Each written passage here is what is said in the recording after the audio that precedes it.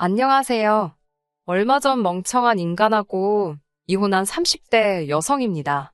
아무리 먹고 살기 힘든 시절이라지만 왜 이렇게 남의 것을 탐내는 사람이 많을까요? 떡 줄 사람은 생각도 없는데 김칫국부터 마신다더니 저희 신우가 딱 그 짝이네요. 남편과는 몇 년 전 아버지 회사에서 처음 만났습니다. 저희 아버지께서는 오래전부터 경기도에서 제법 규모 있는 포장업체를 운영하고 계세요. 직원 수도 제법 많지만 가끔 일거리가 밀릴 때면 아르바이트생 몇 명을 고용하기도 하시지요. 남편은 그렇게 고용된 아르바이트생들 중 한 사람이었고요. 반면에 저는 미국에서 유학을 마치고 돌아와 아버지로부터 일을 배우는 중이었습니다. 언젠가부터 눈에 띄게 건강이 안 좋아지신 아버지께서는 하루라도 빨리 사업을 저에게 물려주시고는 시골에 내려가서 지내고 싶다 하셨습니다. 물 맑고 공기 좋은 곳에서 어머니와 힐링하며 살고 싶으시다고요. 저도 그런 아버지의 소원을 들어드리고자 아버지 뜻에 따르기로 했네요.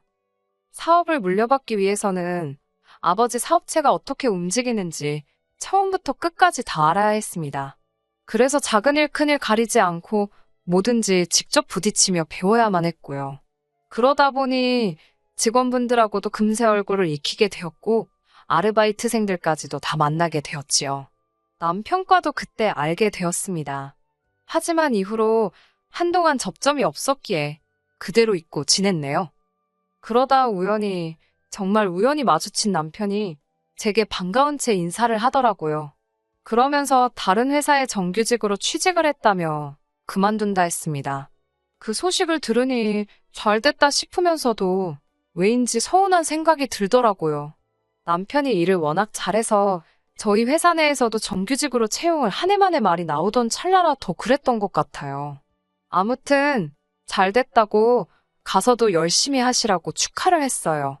그런데 남편이 우물쭈물거리더니 저에게 혹시 연락처 좀 가르쳐 줄 수 있냐고 물어왔습니다. 생각지도 못한 그의 말에 약간 당황하긴 했지만 못 줄 것도 없다 싶어서 제 연락처를 가르쳐 주었어요.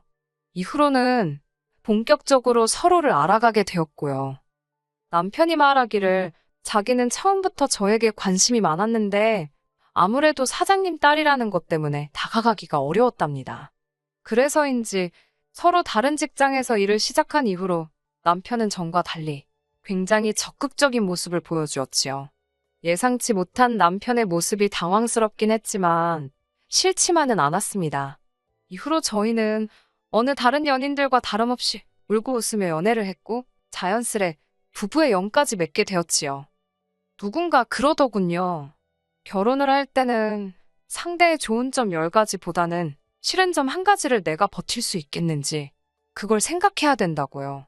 남편의 프로포즈에 답하기 전 며칠 동안 곰곰이 남편에 대해서 내가 견디지 못할 게 뭐가 있을지 고민했지만 아무것도 떠올리지 못했습니다.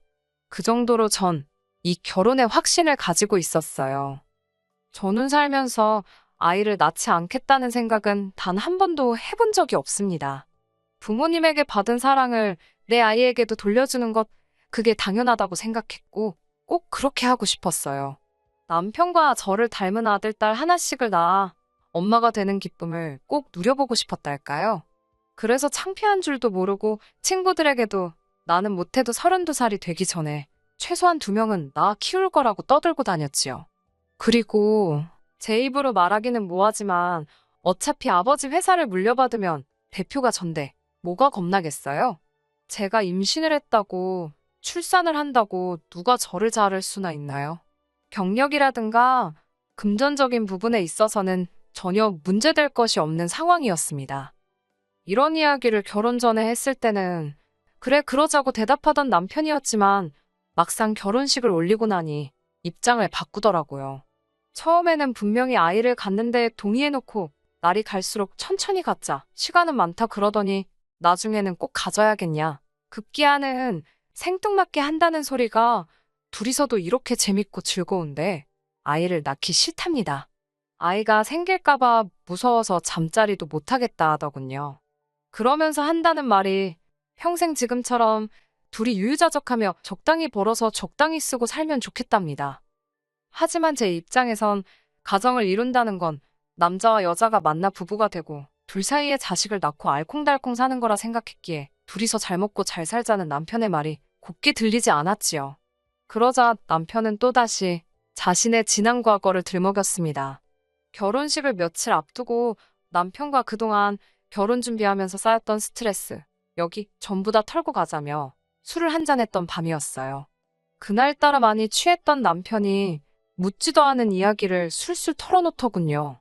그리고 그 이야기에는 충격적인 사실이 숨어 있었습니다. 암으로 오랫동안 고통받다 돌아가신 줄로만 알았던 어머님께선 사실 암으로 돌아가신 게 아니라 아버님 때문에 도망치셨답니다. 그리고 이 사실을 남편도 성인이 되고 나서야 알았다네요.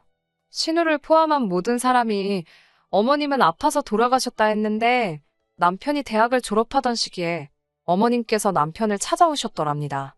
남편을 찾기 위해 오랫동안 헤매이셨다던 어머님께서는 아버님의 욕설과 폭력을 도무지 견딜 수 없어서 신우와 남편을 두고 떠날 수밖에 없었다며 미안하다 하셨대요. 도망친 이후로 다행히 좋은 분과 만나 새로운 가정을 꾸리셨다면서 그래도 남편과 신우만 생각하면 미안하다고 몇 번을 사과하시더랍니다.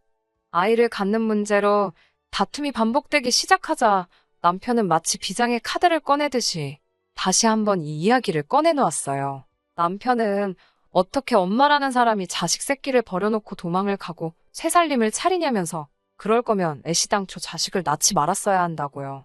그리고는 한다는 말이 자식 놓고 도망치는 어머니나 거지 같은 성질을 가진 아버지나 자기 눈엔 똑같다면서 자기는 자식을 낳기 싫다 했습니다. 사실 아버님께서는 지금도 뭐가 됐건 간에 그게 물건이건 사람이건 당신 뜻에 거스른다 싶으면 순식간에 욱하시고 화를 내십니다. 지난번에는 동네 식당에서 식사를 하시다가 맞은편에 앉은 여성분이 자기를 쳐다본다는 이유로 그 테이블에 가서 소위 깽판을 치시기도 하셨지요. 경찰도 오고 온 동네가 시끄러워 난리였다더군요.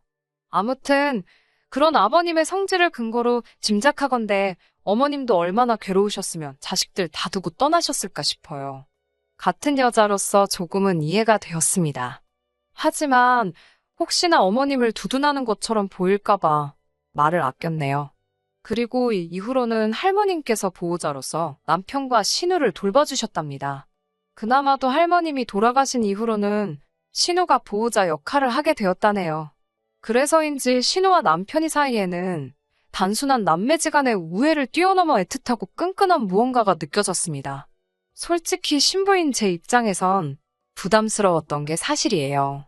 하지만 두 사람의 우울한 사연을 알고 났을 땐 오히려 내가 더 잘해야겠구나. 바보같이 그런 생각을 했습니다. 신우 덕분에 내 남편이 어디 나쁜 길로 빠지지 않고 이렇게 훌륭하게 자랄 수 있었다는 고마운 마음이 컸으니까요. 하지만 사람 마음이라는 게 다 제 마음 같지는 않더군요. 신우는 한마디로 속다르고 겉다른 사람이었습니다. 그리고 남편의 여린 마음을 이용해 남편을 이리저리 조종하려 들었어요. 하긴 지금 생각해보면 이용한다고 이용당하고 있던 남편도 문제긴 하지만요. 한 번은 이런 일이 있었습니다. 결혼 후 처음 맞던 제 생일이었지요. 친정아버지께서 정말 비싼 명품백을 생일 선물로 사주셨어요. 하지만 처음에만 잠깐 들고 다녔지 솔직히 너무 비싸기도 하고 어디 딱히 메고 갈 만한 곳이 없어서 옷장 한 곳에 올려놓고 보관만 하고 있었습니다. 그런데 어느 날 저희 집에 놀러왔던 신우가 그 가방을 발견한 거죠. 원래도 신우가 그렇게 아무 때나 와서 여기저기 자기 마음대로 잘 열어보고 다녀요. 그러다 뭐 비싼 거 좋은 거 있으면 자기 달라고 억지 부리는 것도 다반사고요. 지금은 그 이야기를 하려던 건 아니니까 아무튼 신우는 제 허락도 없이 옷장 맨 위에 있던 핸드백을 들고 나와서는 저더러 부모 잘 만나서 이런 가방도 들고 다니고 좋겠다며 나는 누가 이런 가방을 사주나 그러더군요. 그러면서 제 남편을 바라보는데 진짜 미쳤나 싶더라고요. 바보 같은 남편은 또 그 와중에 난처한 얼굴을 하고 저를 쳐다보대요. 남편이 신우에게 애틋하다고 말씀드렸잖아요. 그래서인지 남편은 신우가 무슨 말만 하면 아주 저자세로 절절맵니다. 만약에 남편 반응이 자기가 원하던 반응하고 다르면 그때부터는 자기가 얼마나 희생을 해서 제 남편을 돌보고 키웠는지 별의별 이야기를 다 하면서 남편으로 하여금 죄책감을 느끼게 만들더라고요. 솔직히 남의 자식을 걷어다 먹여도 저 정도로 생색은 안 내겠다 싶을 정도로 우려먹습니다. 사골이었으면 진작에 맹물 맛이 났을 거예요. 사실 신우가 억지를 부려도 내 남편 키워준 값이다 생각하고 가격대가 너무 지나치지만 않으면 제가 사주는 경우가 다반사입니다. 그런데 이번만큼은 남편 2달치 월급이랑 비등비등한 가격이었는데 제정신인가 싶었습니다. 자기 남편 두고 왜 여기 와서 저러나 싶었지요. 결국 제가 나서서 신우에게 이 가방 사려면 이 사람 2달 동안 숨만 쉬고 돈 벌어야 된다고 뼈있는 농담으로 상황을 정리했네요.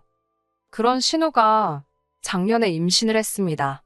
그동안 자기는 딩크라며 너희도 애 갖지 말라고 그러던 양반이 임신을 했다는데 실망은커녕 좋아 죽으려고 그러더라고요. 아무래도 노산이다 보니까 별 기대가 없었던 상황이었고 다른 사람들한테 이래저래 설명하기 귀찮으니까 그냥 딩크라고 했었나 보다 싶었어요.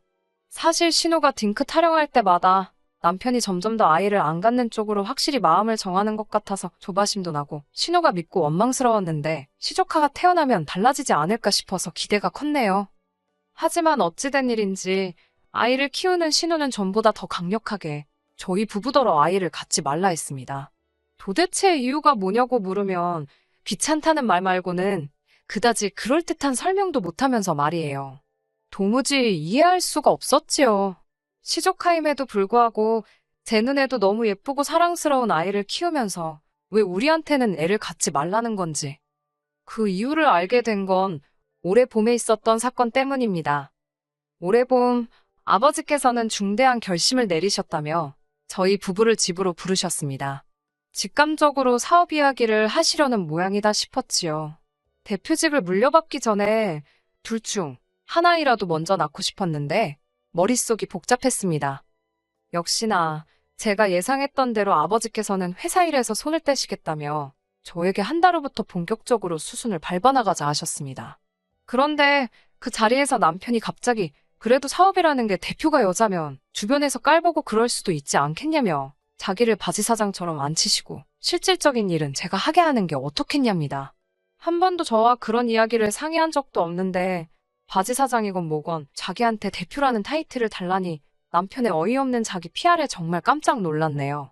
저희 아버지께선 당신 사위가 야심가인 줄은 꿈에도 몰랐다며 너털웃음을 보이셨지만 이내 거절하셨습니다.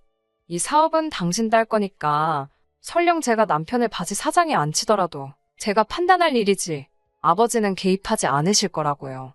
남편은 뭐라고 한마디라도 더 하고 싶은 눈치였지만 결국 아버지의 말씀에 반박하지 못하더군요. 그날 집으로 돌아와 남편에게 왜 그런 이야기를 했냐고 물으니 남편이 쭈뼛거리면서 신우가 한번 물어보라 했답니다. 황당하더라고요.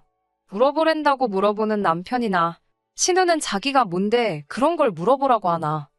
찜찜했지만 따지고 들자니 남편이 그러지 말라고 하도 애걸복걸을 해서 눌러 참고 있었습니다.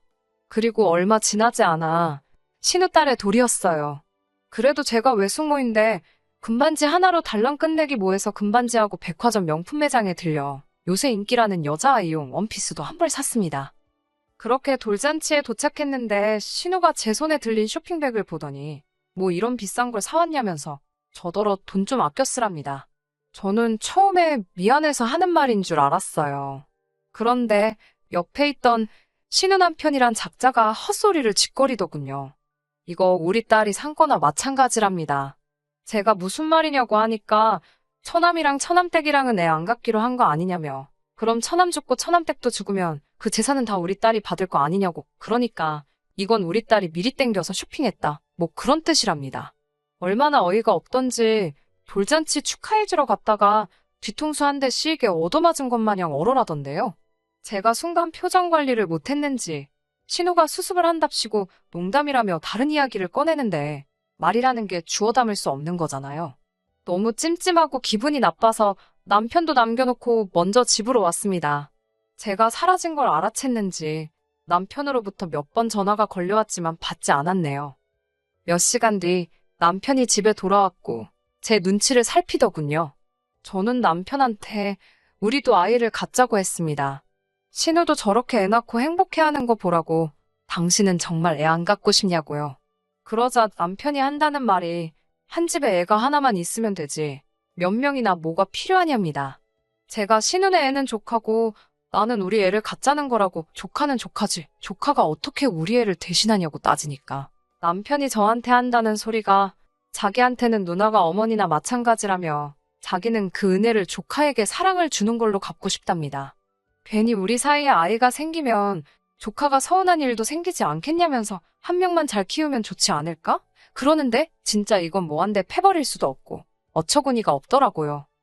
말 같지도 않은 남편의 말에 그럴 거면 이쯤에서 서로 갈 길 가자고 했습니다. 나는 아이를 갖고 싶고 나의 온전한 가정을 꾸리고 싶은데 당신은 신우로부터 정신적으로 독립을 못한 것 같으니 우린 갈 길이 다른 것 같다고요. 그러자 남편이란 자식이 뭐라는 줄 아세요? 안 된답니다. 저희가 이혼하면 신우가 얼마나 실망하겠냐고요. 저랑 결혼하면서 신우가 동생 키운 보람이 있다고 어디서 제대로 된 여자를 데려왔다고 얼마나 칭찬해줬는 줄 아냐면서. 순간 돌잔치에서 신우 남편이 했던 말이 생각났어요. 저는 아무렇지도 않다는 듯 그러냐고 그럼 알겠다고 이혼은 하지 말자 했습니다. 금세 남편 얼굴에 화색이 도는 걸 보고는 제가 대신 아버지 사업은 제 사촌동생에게 넘기겠다고 했습니다. 그러자 남편이 그걸 왜 넘기냐입니다. 그래서 당장 나나 당신한테 무슨 일이라도 생기면 우리 아버지 사업이며 내 재산이며 죄다 엄한 집구석 좋은 일 시키게 생겼는데 그 꼴은 못 본다 했어요. 그러자 남편은 대번에 신은혜가 왜 엄한 집구석이냐면서 밑도 끝도 없이 제 사촌보다 자기 누나가 낫다는 거예요. 그러면서 그렇게 걱정이 되면 양쪽 집에 반반씩 주는 걸로 해두자입니다. 반은 제 사촌동생, 나머지 반은 신우나 시조카한테요. 이렇게 뻔뻔한 남자였나? 뻔뻔한 건가 멍청한 건가? 염치가 없는 건가? 별의별 생각이 다 들던걸요? 제가 목구멍 밖으로 튀어나오려는 욕들을 억누르며 간신히 한마디 했습니다. 미친 거 아니냐고요. 우리 아버지가 평생 일군 사업에 왜 니네 누나 숟가락을 얹으려고 하냐니까. 자기 누나가 없었으면 자기도 여기 없답니다. 기가 막히고 진짜 코가 막히더라고요. 더는 남편하고 말 한마디도 섞고 싶지 않아서 야, 가라. 가, 네 누나한테로 가라고 했네요. 다시는 연락하지 말라고 변호사 사서 이혼 서류 보낼 테니까 그런 줄 알라고 했습니다. 진짜 호의가 계속되면 혹은 줄 안다더니 그 말이 딱이더라고요. 이후로 뭐 난리도 아니었지요. 신우한테 전화와, 신우 남편한테도 전화와, 심지어 아버님한테도 전화 오고. 남편은 저희 친정 앞으로 찾아오다가 저희 아버지랑 마주치는 바람에 진짜 뒤지게 얻어맞을 뻔한 거 뒤따라오던 경비 아저씨 덕분에 살았다 하더군요. 사연 많고 가진 거 없는 남자여도 내가 지 사랑하고 지가 나 사랑하면 그것만으로 충분했는데 왜 나를 통해서 효도를 하려고 한 건지 생각할수록 열불이 납니다. 남편에게는 제가 유일한 동아줄이었는데 말이에요. 동아줄 잡고 잘 올라갈 생각이나 하지 원래 욕심이 크면 화를 부르는 법 아니겠어요? 이후로 남편의 소식은 모릅니다. 신우한테 뒤지게 욕이나 먹었겠지요. 그 나이 먹고 누나한테 왜 찍소리도 못하고 사는지 평생 지 누나랑 조카나 뒷바라지 하게 생겼네요.